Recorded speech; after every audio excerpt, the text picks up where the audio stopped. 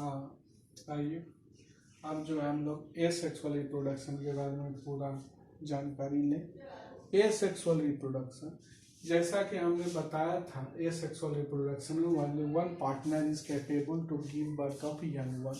केवल एक ही पार्टनर जो है कैपेबल, इसमें गैमीट का फॉर्मेशन नहीं होता है, न जाइगोट का फॉर्मेशन होता है। इसीलिए आप इसको एपोमिक्सिस भी कह सकते हैं। इसको क्या कह सकते हैं? एपोमिक्सिस। डिफिनेशन अगर करेंगे तो वहां पर देख लीजिए, दूसरा डिफिनेशन था और अभी जब हम लिख रहे हैं वो दूसरा डिफिनेशन है। It is a biological process for formation of new individual without involving the formation and fusion of gamete. ठीक है, बात उतनी सी बात है कि इसमें ना तो इन्वॉल्वेशन हुआ है, क्या फॉर्मेशन और फ्यूजन ऑफ गैमेट। गैमेट का ना फॉर्मेशन हुआ ना फ्यूजन हुआ, जिसके वजह से क्या कहला रहा है? ये एसेक्सुअल रिप्रोडक्शन कहला रहा है। ठीक है, तो अगर हम बात करें एसेक्सुअल रिप्रोडक्शन का, तो एसेक्सुअल रिप्रोडक्शन का टाइप्स बहुत सारा होता है। ये क्या होता है? टाइप्स बहुत सारा हो जाता है। तो टाइप्स में अगर आप आएंगे तो ये आ जाता है, पहला टाइप है फिजन। फिजन मतलब क्या होता है? विभाजन। विभाजन मतलब एक पेज ले लीजिए, मान लीजिए कि ये एक कोशिका है या ये एक एमीबा है या एक कुछ भी है। ठीक है, तो इसका अगर हमको फिजन करना है तो वो क्या करेगा? या तो इधर से डिवाइड कर जाएगा, ठीक है, बीचों बीच जो है डिवाइड कर गया, तो वो क्या कहलाएगा? एक फिजन कहलाएगा। या ये लॉन्गिट्यूडनल ना करके ट्रांसवर्स करेगा, तो ट्रांसवर्स किया तो भी फिजन कहलाएगा। मतलब में कि डिवाइड होकर उसको दो बनाना है, 2 बनाए, 4 बनाए, 20 बनाए, उससे हमको कोई लेना देना नहीं है। तो फिजन मतलब होता है विभाजन, डिवीजन। क्या होता है? डिवीजन मतलब में कि विभाजन होना है। किसका विभाजन होना है? तो अमीबा का। किसका होना है? अमीबा का। अमीबा में होता है binary fission. Binary fission, bi मतलब दो, और उसके बाद फिजन मतलब हो गया डिवीजन। दो में एक एनिमल कितने में डिवाइड होगा? 2 में डिवाइड होगा। और इसका मैकेनिज्म क्या है कि karyokinesis is followed by the cytokinesis. Cytokinesis और कैरियोकाइनेसिस में आपको डिफरेंस हम बता देते हैं। ठीक है, मान लिया जाए कि ये अमीबा है, यही अमीबा है। ठीक है, अमीबा में चारों तरफ क्या है? लिक्विड वाला हुआ है। ये लिक्विड क्या है? ये साइटोप्लाज्म है। ठीक है, ये क्या है? साइटोप्लाज्म है। और ये साइटोप्लाज्म का जब विभाजन होता है तब उसको हम लोग क्या कहते हैं? साइटोकाइनेसिस कहते हैं। और ये जो न्यूक्लियस है, ये जो केंद्रक है, न्यूक्लियस है, इसका जब विभाजन होता है तो कैरियोकाइनेसिस कहलाता है। ठीक है, तो क्या होता है कि karyokinesis is followed by the cytokinesis. जबकि आपका जब जिस समय ये बाइनरी फिजन होता है तब क्या होता है कि इसमें karyokinesis is followed by the cytokinesis. अगर आप आइए देखेंगे कि डिवीजन कैसे हो रहा है, तो ये देख लीजिए, ये आपका अमीबा है और इसमें जो है आपका न्यूक्लियस भी विभाजन होने के लिए तैयार हो गया है। जैसे जैसे साइटोप्लाज्म जो है डिवाइड करेगा, वैसे वैसे जो है आपका ये कैरियोकाइनेसिस भी होने शुरू हो गया, फॉलो कर रहा है। और उसके बाद अंतिम रूप में जब ऐसा हो जाएगा तो एक न्यूक्लियस इसके पास, एक न्यूक्लियस इसके पास, थोड़ा सा साइटोप्लाज्म इसके पास, थोड़ा सा साइटोप्लाज्म इसके पास, तो ये 2 में बन गया। तो इसी को हम लोग क्या कहते हैं? बाइनरी फिजन कहते हैं। जब one organism is divided into two young one या 2 daughter animal is known as the कैरियो बाइनरी फिजन। क्या कहलाता है? बाइनरी फिजन कहलाता है। जब one animal divide into 2 daughter animal is known as the जो है बाइनरी फिजन कहलाता है। ठीक है, अब अगर हम बात कर लें दूसरा टाइप का, तो मल्टीपल फिजन है। मैंने मल्टीपल फिजन मतलब हो जाए मोर देन 2।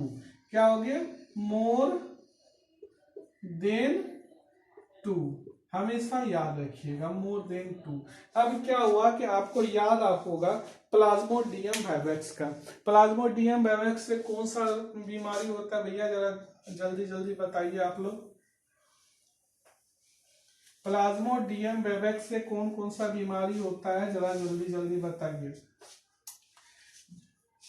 प्लाज्मोडियम वाइवेक्स से आपको जो होता है मलेरिया रोग होता है। और मलेरिया रोग की जब हम बात करते हैं तो ये क्या होता है, स्पैरोज्वाइट क्या होता है, आरबीसी में ये प्रवेश कर दिया। मान लिया जाए कि ये आरबीसी है, क्या है, आरबीसी है। इसमें एक जो है साइजो स्पैरोज्वाइट आ गया। अब क्या किया ये स्पैरोज्वाइट, इसका जितनी भी मटेरियल है खा पी के ये जो है डिवाइड करना शुरू कर दिया स्पैरोज्वाइट में। और इसका स्पैरोज्वाइट क्या हो गया, एक नहीं, दो नहीं, तीन नहीं, चार नहीं, पांच नहीं, मल्टीपुल, मतलब में हजारों हजार में ये डिवाइड कर गया। ठीक है। और एक समय ऐसा आया कि ये जो है ब्लास्ट कर गया। और ब्लास्ट करने के बाद क्या हो गया, जब इसमें बहुत सारा स्पैरोज्वाइट जो है ब्लड में आपका निकल गया। ठीक है, ये बहुत सारा स्पैरोज्वाइट निकल गया। और इसी प्रोसेस को इसमें आप देख रहे हैं कि 2 को तो बन नहीं रहा है, मोर देन 2 बन रहा है स्पैरोज्वाइट। तो इसमें स्पैरोज्वाइट जब मोर देन 2 बन गया तो इसको हम मल्टीपुल फ्यूजन कहते हैं। एक फ्यूजन नहीं हुआ, इसमें मल्टीपुल फ्यूजन हुआ। एक नहीं, दो नहीं, तीन नहीं, बहुत सारा बनता है तो उसको क्या कहते हैं हम लोग, मल्टीपुल फ्यूजन कहते हैं। अगर आप आइए तीसरा, फ्रेगमेंटेशन। फ्रेगमेंटेशन मतलब फ्रेगमेंट मतलब वो जो होता है टुकड़ा। ठीक है। और उसकी क्रिया माने में कि एक एक बीट बनाने का, एक एक मान लिया जाए कि आपका ये चौक है या पेंसिल है, इसको इस तरीका से तोड़ना हम स्टार्ट करें तो एक एक जो सेगमेंट गिरेगा उसको क्या कहेंगे हम लोग, फ्रेगमेंट कहेंगे। और ये फ्रेगमेंट जब फ्रेगमेंटेशन का प्रोसेस आती है तब उस प्रोसेस को क्या कहते हैं, फ्रेगमेंटेशन। ये स्पायरोगैरा में ज्यादा पाया जाता है। मान लिया जाए कि एक स्पायरोगैरा है और वो बड़ा हो गया, मान लिया जाए कि यही स्पायरोगैरा है, बड़ा हो गया तो ये क्या होगा, फ्रेगमेंट होकर ऊपर से क्या होगा, ये टूट जाएगा। और ये टूट कर कहाँ आएगा, फिर नीचे आएगा, फिर ये बड़ा होगा, फिर टूट जाएगा, फिर नीचे आ जाएगा। तो इस तरीका से बहुत सारा ऐसा होगा, फ्रेगमेंट कर करके टूट टूट कर नीचे गिरेगा। और नीचे गिरने के बाद क्या होता है, एक नया यंग वन का, ये जो है यंग वन का यंग वन बनता है। और इसमें जो है इस प्रोसेस को फ्रेगमेंटेशन प्रोसेस कहते हैं। उसके बाद आप आ जाता है बडिंग। बड मतलब होता है कली, कली बनने का प्रोसेस होता है। यह भी 2 प्रकार का होता है, एक एक्सटर्नल बनता है, एक इंटरनल बनता है। तो एक्सटर्नल कहाँ बनता है, हाइड्रा में अगर बात करें तो एक्सटर्नल बनता है। मान लिया जाए कि ये हाइड्रा का फिगर है। ठीक है, ये देखिए हाइड्रा आया,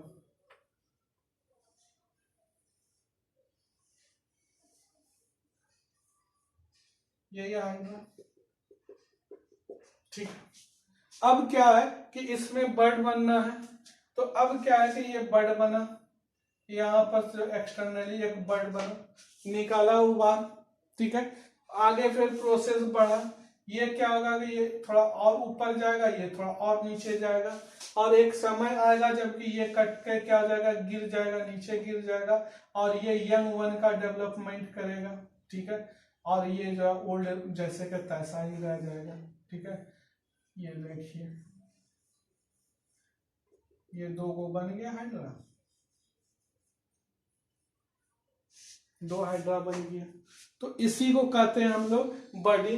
लेकिन ये देखिए कि ये आउटसाइड ऑफ बडी बना हुआ है, बाहर शरीर के बाहर में बडिंग बन रहा है, तो इसको उभार बन रहा है, इसको क्या कहेंगे हम लोग, एक्सटर्नल कहेंगे। लेकिन स्पायरोगैरा में जब होता है तो वो बाहर ना बन के क्या होता है, शरीर के अंदर में ही बडिंग बनना शुरू हो जाता है।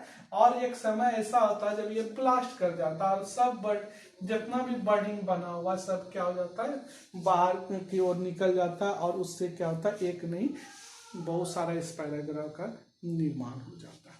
ठीक है, अब आप आइए,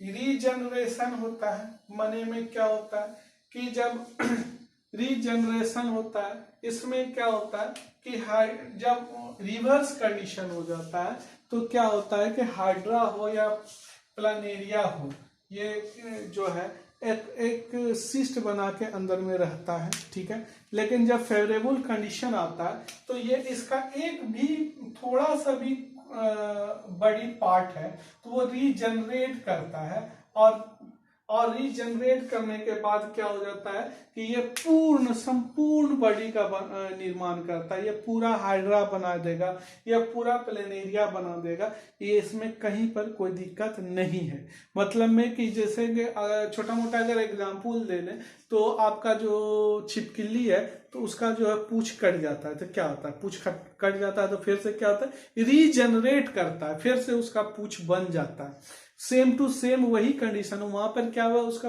टेल बन रहा है, पूंछ बन रहा है। लेकिन यहां पर क्या बात हो रही है कि पूंछ नहीं बनेगा, यह पूरा होल बॉडी ही बन जाएगा। इसीलिए इसको रीजनरेशन प्रोसेस कहते हैं लोग। तीसरा आ जाता है स्पोर फॉर्मेशन। स्पोर फॉर्मेशन मतलब हो जाता है, स्पोर मतलब हो जाता है बीज। बीज का अगर हम पेनिसिलियम का देखेंगे तो उसमें क्या होता है, बहुत सारा बीज का निर्माण होता है। ये रहा पेनिसिलियम का पौधा, मान लिया जाए कि ये है पेनिसिलियम का पौधा, तो देखिए कि इसमें क्या बहुत सारा बीज का निर्माण हो रहा है।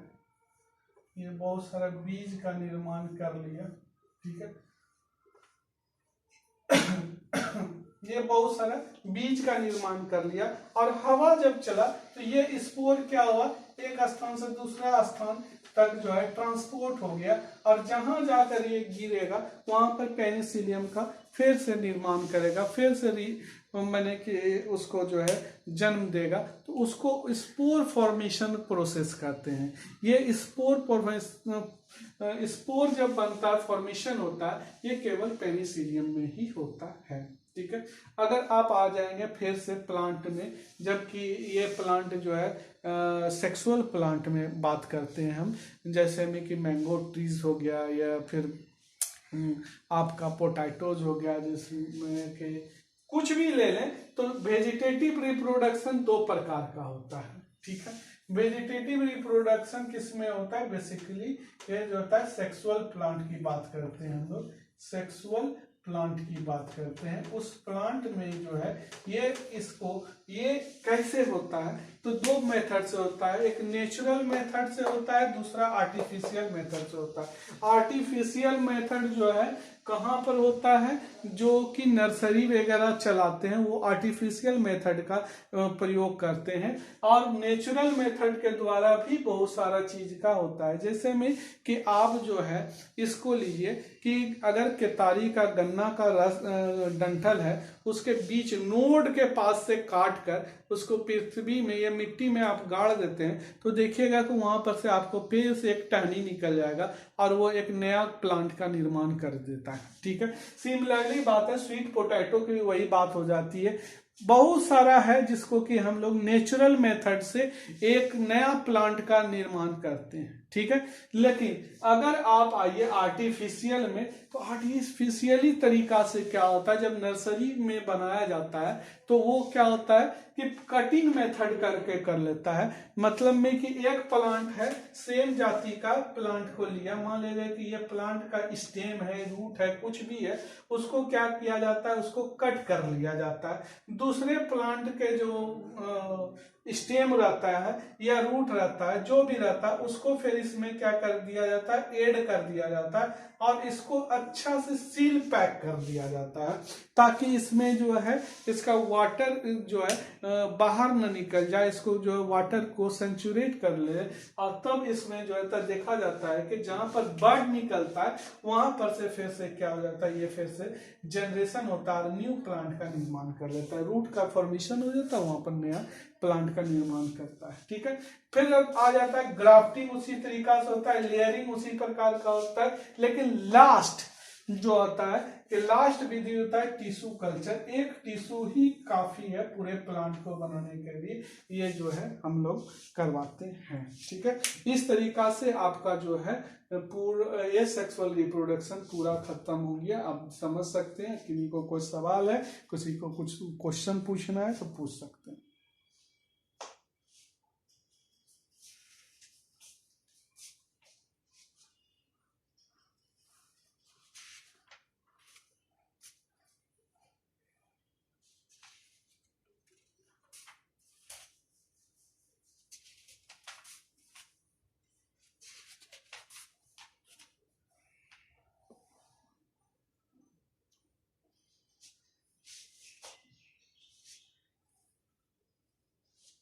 हो गया, चलिए।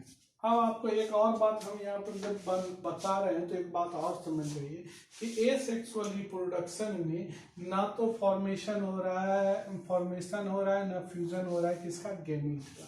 लेकिन इसमें एक और बात आ जाती है वर्कर कि ये इसमें जो है सिमिलर सेम टू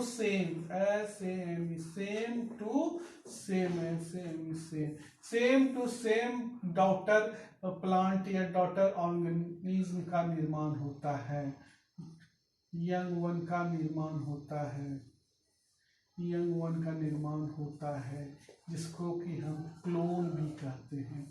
इस क्लोनिंग का अगर डिफिनेशन अगर हम दें तो cloning is a process in which is a sexual process in which और same to same morphologically, genetically, physiologically same organism का जब निर्माण होता है तो उस प्रोसेस को हम क्लोनिंग कहते हैं।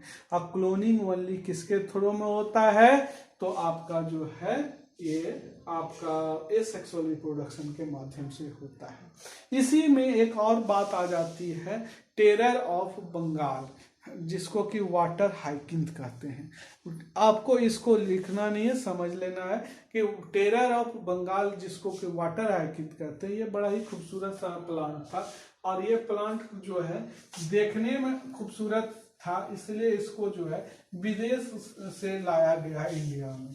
लेकिन इसमें क्या खामियां है, इसका जो गुड चीज है कि वो देखने में बहुत ही खूबसूरत है, लेकिन ये क्या करता है कि पौंड में जितने भी ऑक्सीजन होते हैं, बीओडी होते हैं, बायोलॉजिकल ऑक्सीजन डिफ्यूजन होता है, जितना भी वो क्या करता है ऑक्सीजन को खत्म कर देता है। ऑक्सीजन को लिया, अब वेपोरेट करके ऊपर फेंक दिया, ठीक है, तब ऑक्सीजन की मात्रा क्या होगा, वाटर में खत्म हो जाएगा।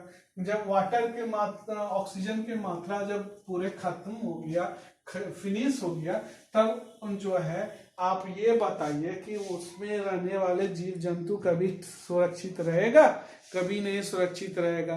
और इसी कारण से होता है। हाँ, और दूसरी बात है कि ये अपना एसेक्सुअल रिप्रोडक्शन के माध्यम से, चाहे उसका पत्ती हो, जड़ हो या कुछ भी हो, इतनी जल्दी जनरेट कर लेता है कि वो एक नहीं 1 से 1000 तुरंत बन जाता है।